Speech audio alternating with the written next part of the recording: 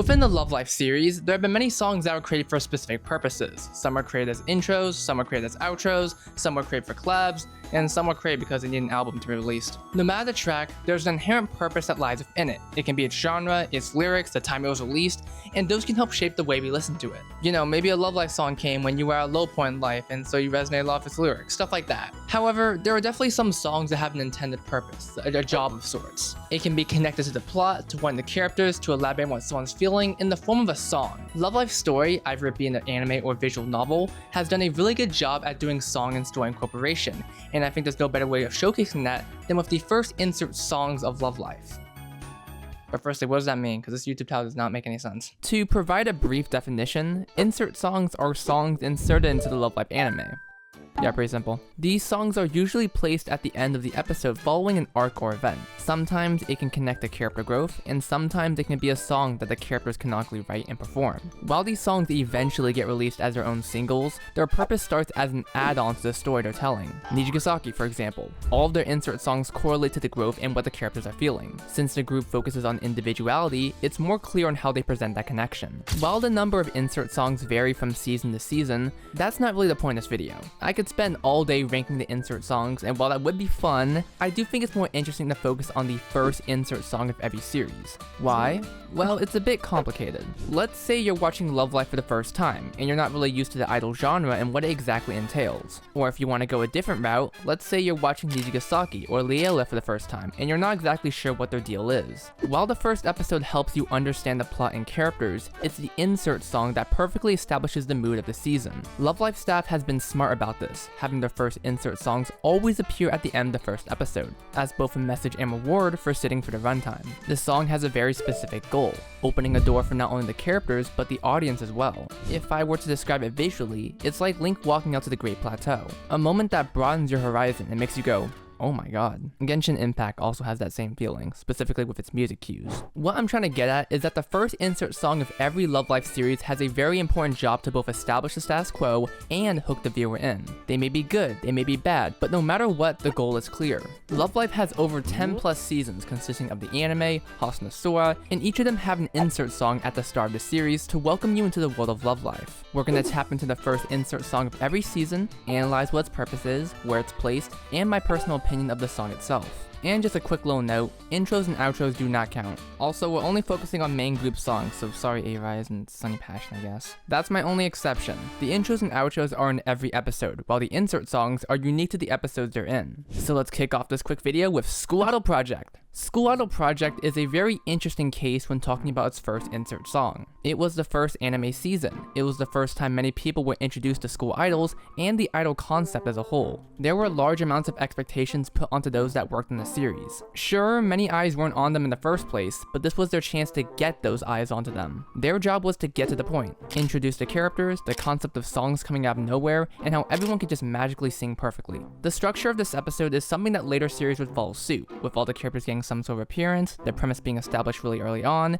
and all of it culminating with a song that addresses the tone that wants to be shared with you. Plot summary: school closes down, Hanukkah sad, Hanukkah discovers school idols, retains hope that school idols can save the school, insert song. And the insert song in question is Susume Tomorrow. The build up to this song is actually really nice, as it's teased at the start of the episode. One thing I absolutely love about musicals is how the emotions build up until the moment where the only way they can fully express themselves is by singing. It's rule number one for any musical. The transition from dialogue to singing has to be semi-decent. Hanukkah only starts singing when she needs to inspire hope, as her school idol plans are shut down and the only thing they can realistically do is accept their school's closure. Hanukkah's determination kicks in as she begins singing, feeling that they still have a chance to fulfill their dreams. Her naivety is seen in the lyrics, urging those listening to embrace their hearts and don't think, just do. She wants you to live, and living is being yourself with no compromises. It's also here why I should address the visuals, because they definitely do express being yourself. Being yourself is jumping in front of cars and starting traffic for no reason. You can debate if it's real or not, but it plays into the idea of letting nothing stop you. I think the song structure is also really good. As I've stated multiple times before, I am not an expert on music, so I can't fully go into what makes this song good. The song starts off peaceful, possibly luring in newcomers into thinking that the series is what it seems on the surface. You know,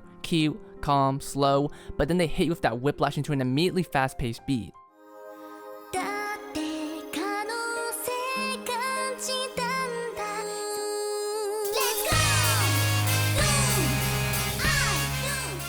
It's out of nowhere and catches the eye of almost anyone listening in. Taking into account the build-up, the song itself, and the visuals, along with the cultural significance of this song, this is a really good first insert song for School Idol Project and Love Life as a whole. First impressions are everything, and they scored pretty well on it. However, that CGI is horrifying, so we're gonna move on to Season 2. Oh wait, there is no insert song in the first episode of Season 2. Wait a second, there is. Okay, should we count this? For the sake of following the rules, I guess Haneka's little musical bit is the next first insert song for Season 2. This song is literally 30 seconds long, and it's a vocal version of one of the background tracks in the series. At least, I think so. The credits seem to imply that. It's quite literally a recap song detailing how Haneka has become student council president and how their school was saved due to her and Muse's efforts. It's probably the most musical-esque song if I were to describe it. You know, when you start singing and then suddenly everyone within a 5-mile radius also starts singing with you. It's a nice start to Season 2, and it already assumes you know the gist of what's going on. Alright, let's move on. A part of me was questioning whether or not I wanted to include the movie's first insert song, but it doesn't fit the episodic structure I'm going for since movies are more continuous, although I would love to talk about Stars on Me someday. So we're gonna have to move on to the next anime series, Sunshine. I don't think I need to address Aqua's history of love life and how their relationship was kind of iffy at the start because of Muse's legacy, but I'm gonna do it anyway because why not? It's good to get a refresher. Aqua's reception initially had a lot of skepticism and negativity due to it launching right after Muse's departure. The group was announced in 2015, the same year the School Idol movie released, and just a year later, Muse's final life happened. I keep thinking about what my friend Alpharia said regarding Aqua's start and how for many fans, Love Life was their first look into the idol industry. Disbands, contracts ending weren't exactly well known, so when one of the groups go bye-bye, it's easy to jump the gun and assume it was just for money. There's a ton of reasons for Muse's disbandment, both official and unofficial, but it didn't change the reception. You know, just because we probably know why Aqua disbanded won't change the fact a lot of us are sad and pissed off. With that context explained, we have to look at Sunshine within the lens of trying to prove itself. Many people still thought Aqua was just a Muse clone, and the Sunshine anime had a chance to disprove it. A lot of things were riding on this series, and those who have watched the season probably know that for a large portion of it, it doesn't really disprove the whole Aqua as a Muse clone until the later half. Sure, it's purposeful, sure it's supposed to be a nice twist for them to discover how to be their own group, but when analyzing the first episode for its first insert song, the similarities are pretty clear, and that isn't necessarily a bad thing in my personal view. Takami is an up-and-coming school idol who becomes inspired by Muse, and with her friend Yo Watanabe and the introduction of a girl named Riko Sakarachi, her dreams soon become reality. I absolutely adore the first episode of Sunshine. It's a very sweet and heartfelt episode that both establishes the goals of the characters while using the connection to School Idol Project as a way to establish familiarity. We've seen how the School Idol journey goes before, so why not take advantage of it? The scene where Chika explains to Riko how she wanted to become a school idol creates such a magical feeling that's heightened by the previous series. Chances are, you watch School Idol Project, so seeing Chika mention them probably gets you on board for her adventure. I know sometimes my opinions may be mixed since I mentioned multiple viewpoints in regards to Love Life, but that's just me laying all the cards out so you the viewer understand what other people think besides my own. That's just to say I really like this episode and the approach Sunshine takes to storytelling. Anyway, Chika's dream of becoming a school idol culminates at the end of the episode. A new transfer student is placed into Chika's school, and it turns out to be Riko, the girl she talked to on the beach. Realizing this, she gets excited and a song starts to play.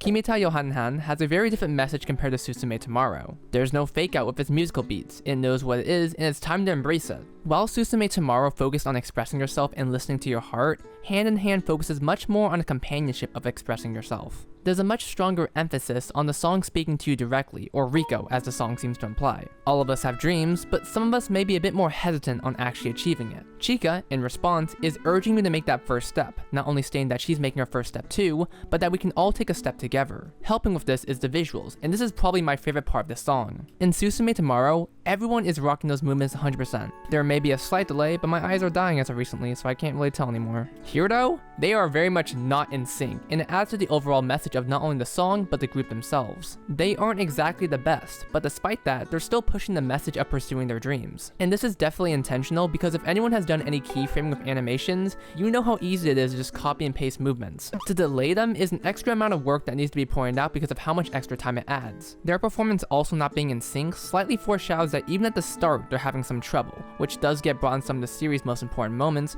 which is also a really nice touch. Not to glaze Muse, but they were kind of a prodigy, and establishing very early on that Aqua is not that same level is very important storytelling wise, and I like how it's displayed visually rather than telling it to your face, even though later on they do say that, fuck. This song is also partially a dream sequence, since they're all dancing in different parts of the school, and also Riko is singing for some reason, even though she's like, fuck no! Hand in Hand is a really good first insert song for the Sunshine series. It does follow similar tropes to School Idol Project, but with a little twist to spice things up, which can be said for a lot of Sunshine, but in the case for this song specifically, it has a lot of foreshadowing and subtle storytelling that makes rewatching it more impactful. Like with School Idol Project, you listen to Susume Tomorrow and you know what's going to happen regarding the legacy of Muse. With Sunshine, it's a bit more ooh, and you can already see the cracks forming even in the dream sequence, which says a lot. Overall, great first insert song. I also gotta praise the CGI for this song. While it isn't at the level of being perfect just yet, the models have upgraded and they've definitely learned how to use the camera in better ways. The worst way you can show a CGI model is in a very standstill camera position, and later Love Live seasons would learn from that, creating some of the best music videos. Anyway, next. Okay, so Sunshine Season 2 doesn't have an insert song in its first episode. It has the outro, but that doesn't count. I guess we're moving on to Nijigasaki, I suppose.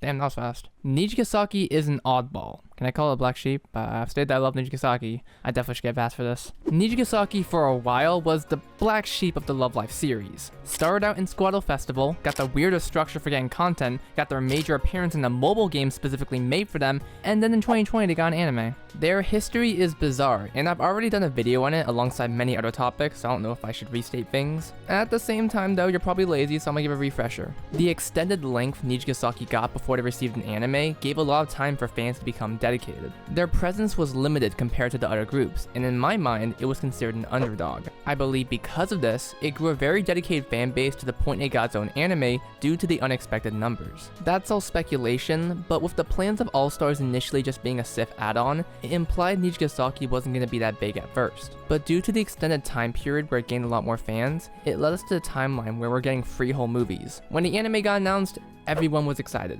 Both the fans and the cast members were caught off guard by it, creating a level of hype but also intrigue.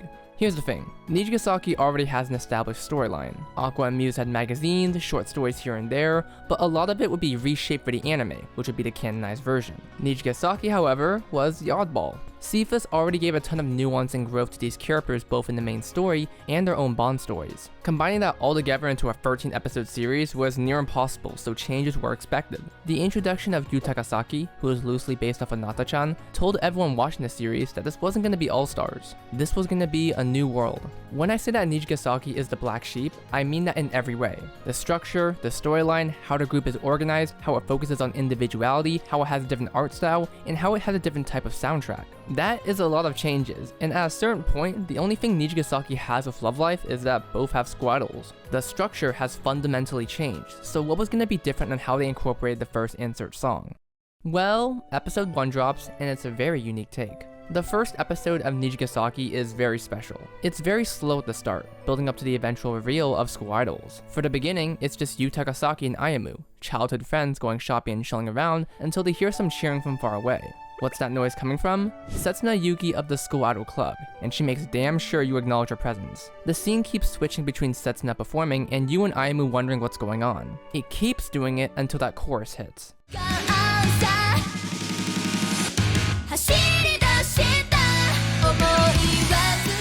Everything about this scene is so good. The visuals, you seeing the burning passion within Setsuna's performance, it is genuinely such a strong start to Nijigasaki, and something that immediately separates it from the previous series. One unique thing about the insert songs in this season is how much it relies on the visuals. Many times, the background and stage they're performing will reflect what the character is feeling. It can be a grassy field, a circus house, and it makes all their performances unique and visually beautiful. Now, while Chase is an existing song coming from Cephas, its implementation is still really done in the context of the story. This is Setsuna's last performance. She sings about not letting her feelings control her and taking off running for her dreams, but deep down she knows it's the end for her. That last performance was a declaration of her feelings, and it's enough to reach Takasaki to jumpstart the plot of this series. Having an insert song this early on is an insane move, and while there is another insert song towards the end of the episode, Dream of You, it technically is the second insert song, episode 1, not the first, so it sadly does not count. Wait, who gives a shit? I'm gonna talk about Dream with You too. This is probably one of my favorite insert songs because of its visuals and the meaning of the song. Watching this for the first time established to me that the Nijigasaki series was going to be different compared to the others. The animation has improved a shit ton to the point these are my favorite CGI models. The camera has improved immensely, and a ton of the stills have references to All-Stars costumes. It's a love letter in every form and something that's present in every performance in the show. The transitions from the real world to the dream world of what they're feeling is literally my sweet spot. I'm all for visual expression, and that is the most perfect way of showcasing that. The song's message of finally letting go of what you've hidden and embracing yourself and admitting you can't fully express what you mean, so you wrote a song to say it, is probably the most beautiful thing to come from Aimu's character. She's someone who tends to hold a lot of her thoughts inside. It creates a lot of conflict for her in the series, but it also makes her one of the strongest in terms of how she feels. The reveal to Nijigasaki that she also loves squaddles is pretty normal, all things considered, but the point she decides to be fully honest with herself is when she decides to sing her feelings out loud.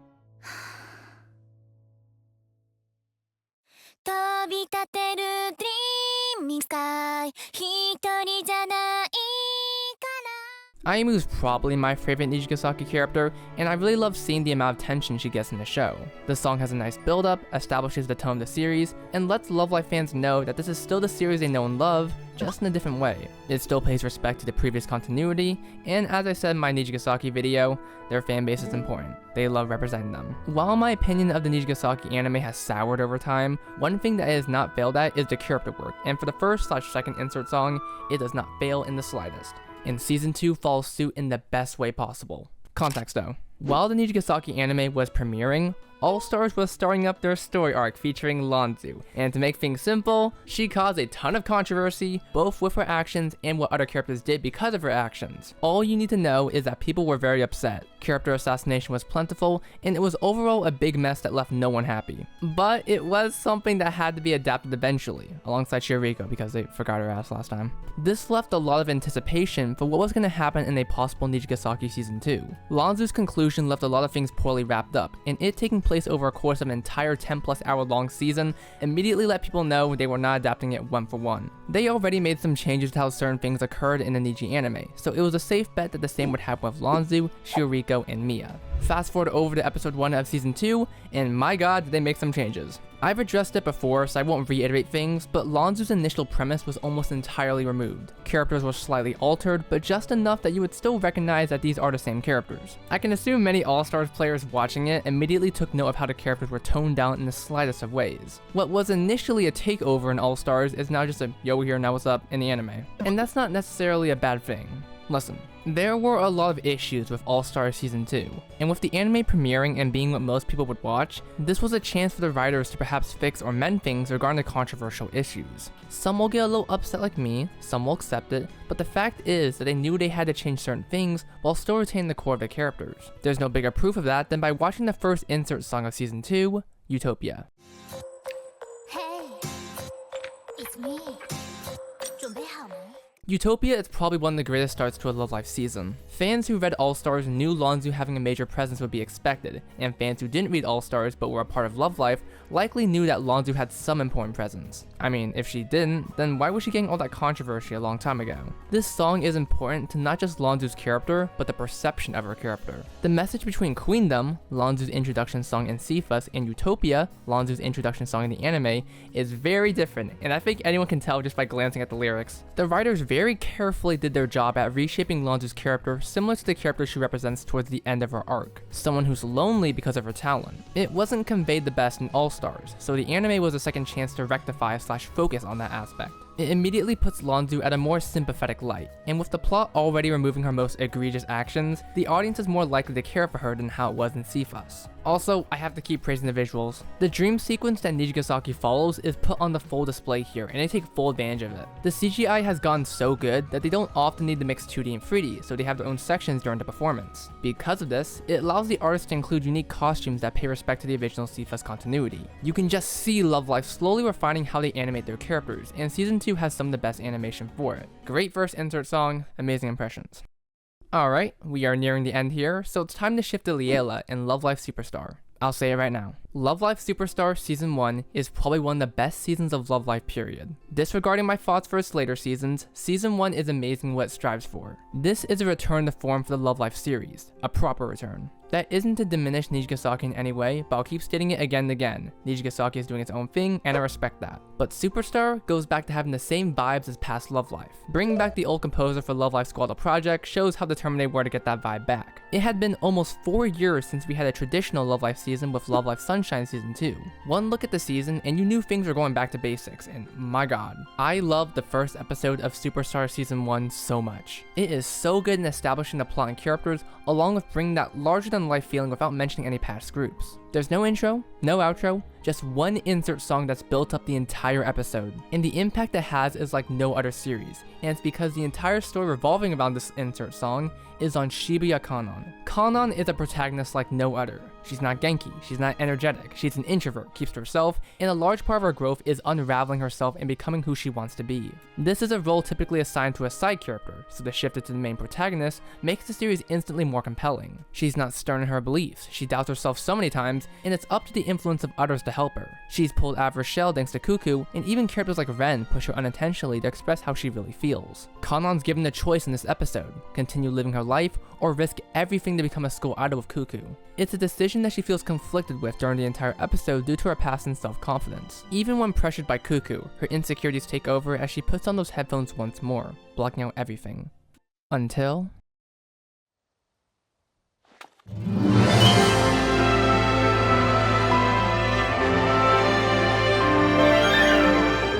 This single clip will always be the defining part of Superstar to me, and it leads up to the best first insert song of any Love Life series. That transition from the impactful moment to the song is so smooth, and I don't think any season comes close to how perfectly executed it is.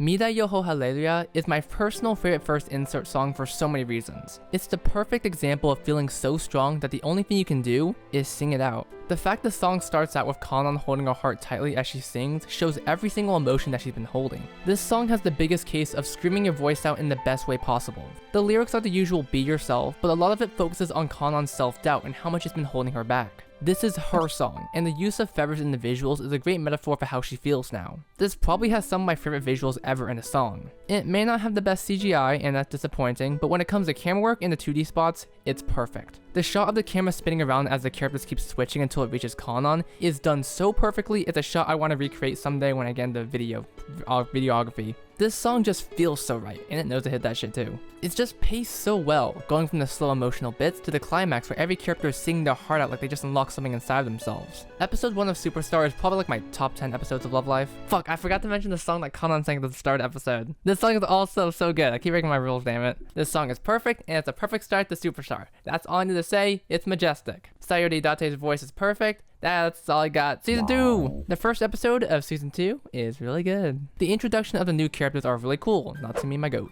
The structure of this episode is nothing like Superstar's first episode, but I wasn't expecting that at all, so I'm not gonna give it flack for that. The episode mainly focuses on the impact of Layla and the high expectations it places on anyone who dares to be a part of it. Kineko serves as our primary protagonist for this episode, gathering everyone's thoughts on what it takes to do something. Some are positive, some are negative, some are neutral, and some kidnap you. Those different perspectives and the pressure of joining something transition very well to the insert song at the end of the episode. In lore, Layla is making this song to encourage Kineko to join. That isn't this club that requires 20 certifications and degrees to feel that you're a part of it. The song is relaxing, welcoming, taking it step by step to show that Layla won't kill you.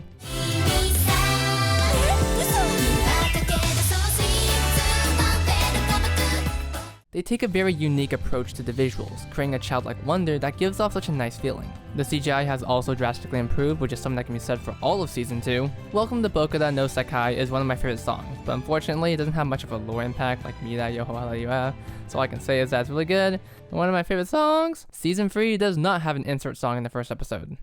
So Hasunosora! We got some free time. Let's talk about Hasunosora and its first insert song at the end of episode 1, Dream Believers. Now Dream Believers is a very unique insert song as it appears in the visual novel storytelling format, so the episode is like an hour long before the song actually plays. But it is good, and it's because of that long build up to it. I don't feel like recapping Hasunosora again, but the world of Hasunosora feels larger than life. This is a series in which we jump into already established plotlines and characters. We may not know what's happened yet, but for many of the characters, their life has already begun. Because of the way the story is told, the plot is given a lot of time to breathe and to take in this new world. We get to see Kaho's internal struggle, how she goes back and forth of how she really feels, and the decision she makes at the end of the episode shows us a glimpse of what's to come. Dream Believers not only serves as a great introductory song to Hasunosora, but Link like Love Life as a whole. It illustrates the life format of the series, shows us the characters we're about to see, and the many moments and settings we'll come to familiarize ourselves with. It's a song about dreams, and Hasunosora is a very unique case in how it feels rewatching or re-listening to its songs. Remember when I mentioned how in Sunshine, rewatching Hand in Hand gives a lot of foreshadowing that made me appreciate the series more? Well, the same applies to Hasunosora with Dream Believers. Hasunosora is a very long series, the longest out of any Love Life group discounting All-Stars. The dreams they yearn to achieve are recorded every step due to the live format, and those who have followed it since the beginning know what the characters go through and how long it takes for them to achieve their goals. Dream Believers perfectly visualizes it by showing you glimpses of the adventure that's going to happen, either be moments that will occur in the near future or far, far away. It's a very beautiful song, and rewatching the music video always gets me a bit emotional seeing it flash forward to all the moments in the series.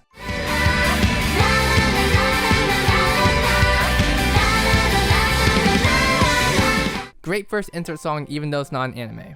And that's it. Disqualifying intros and outros really helped shorten this video. This was only supposed to be 10 minutes. Why do I keep making long videos? I've gotta stop talking so much. Looking at all the first insert songs of Love Life has made me appreciate the series a lot more from a general viewpoint. Taking in the context, looking at the writing and pacing and what the song's purpose is, has made me appreciate these songs a lot more, and I hope you feel the same way. These songs are fun to listen to, but the meaning behind them also has a strong sense of importance. Every song has a message behind it. It can be related to the time it was released, and what it means to both the listener and the creators. This is all just to say the first episode of Superstar Season 1 is genuinely the best episode of Love Life. And that's it. What's your favorite first insert song for going by my arbitrary rules I made just for this video? And while you're at it, insert Osh one to it somehow. I want to see who reaches this far in the video. Love Life's incorporation of songs into their seasons should always be applauded, not just with the first episode, but the entire series in general. Sometimes it's made in lore, and other times it's the result of someone's emotions, which is personally my favorite version of it. A musical. I love musicals. I should really watch the Squad of Musicals soon. I hesitated on including the musical for this part because it does have an insert song at the start of the episode, but it lasts under a minute and it's recorded like a behind the scenes interview. I'll fully take a look at it when I make a Squad of Musical video, I swear. And there's a message to all idol groups that do covers of Love Life songs or anything of the sorts.